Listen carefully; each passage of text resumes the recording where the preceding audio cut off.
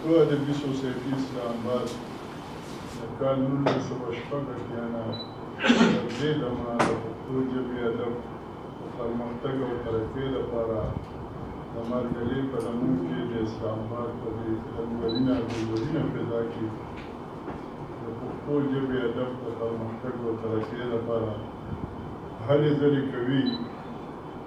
د میاشتیزو غونډو سره وخت په وخت ادبي سوسایټي د خپلو مشرانو، سپېڅلو شاعرانو، ادیبانو، مقامي مشرانو او علمي ادبي شخصیتونو په درناوي کې او د اړیکو په یاد کې دستوري راجوړوي او دې سره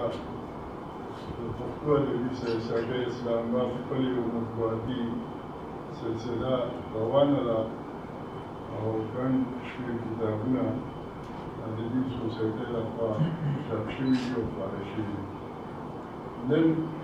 زموږ دا نننۍ دستوره د پښتو ژبې د جدید دور د یو ځانګړي شاعر چې هغه د شعر په حواله او د پښتو غزل په حواله خپل یو انفرادیت لري او ډېر عالم فاضل شخصیت دی. محترم مفتی الله قریشي صاحب په درناوي کې د دې غونډې تابع کړې ده چې ستا یادونه پکې نه وي په زړګي څه کوم، په حجره اور پورې کوم چې میلمانه نه لري. دلته شفق صاحب د شنبابر خبره وکړه او محترمه شنبابر صاحب ټلیفون پرون را کړو او هغه وی چې زما دا خبرې به شریکه کې ملګرو سره. زه د پښتو ادبي سوسایټۍ اسلام آباد د ملګرو مننه کوم چې هغوی د پښتو ژبې د دې نازولي او سپېڅلي شاعر په درناوي کې دا غونډه را جوړه کړه. مطیع الله قریشي صاحب زما رومیټ و، زما یو ځای مونږ سبق ویلی، یو ځای مونږ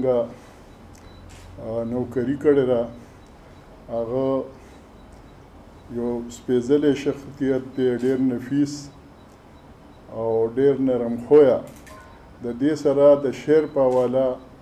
چې شفق صاحب د هغې کومه خبره رانقل کړه نو همدغه خبره هغې کوله چې هغه مطیع الله قریشي صاحب په پښتو غزل کې، په جدید پښتو غزل کې د خپل یو انفرادي حیثیت خاوند دی او زه د هغه د ژوند او روغې سټې لپاره دعاګوی یم او که خدای کول نو ډېر ژر به د طیب خان سره رابطه وکړم او تاسو سره